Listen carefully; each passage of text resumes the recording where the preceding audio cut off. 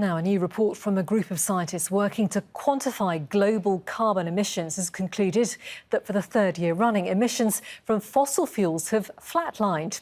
That is good news for negotiators at the climate talks being held in Marrakesh. Our science editor Tarek Bazley is there and has this report. Well, the second week at COP, UN's climate talks, is always when the ministers arrive. High-level delegates to put their weight behind the existing talks. One of the most important things they've been discussing in the last week, and they will look at in the week ahead, is the pledges that each country must now make under the Paris Agreement to reduce their carbon emissions. Liz Gallagher is from the London-based environmental think tank E3G. The pledges that exist are not enough, are they? No, they're certainly not enough, and that's why we need to get signals coming out of here that countries will sort of take a look at their existing plans, recalibrate them to be in line with the Paris Agreement, which obviously said we need to get off fossil fuels, and many of those plans won't be compatible with that at the moment. So countries need to do more? They need to ramp up those plans? I mean, the plans aren't even on the table in some cases, are they? No, so they definitely need to take another look at them. I think if you look at the way the trends are going in the real economy, on low carbon, on solar, on wind, really there's a whole lot going that hasn't necessarily been captured in those plans.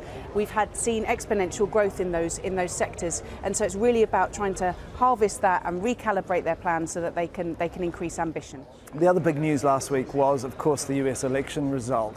How did that go down, and what is the kind of lingering sentiment around a presidential Trump administration? Well, last week was a bit of a roller coaster ride. I think parties were quite shocked at what happened, but what you saw quickly soon after was them really knuckle down, and we saw some great statements come out on the Friday from the Chinese, from the High Ambition Coalition, which is a group of both developed and developing countries coming together, reaffirming Paris. We saw the Japanese, the Brazilians, the Europeans as well. So there was a real sort of uplift, and everyone was sort of in solidarity with each other and rallying around, which was great. So is it a setback? Is it seen to be a setback? His sentiment, at least as the sentiment he expressed during the election, is that seen as a setback or a blow to this process?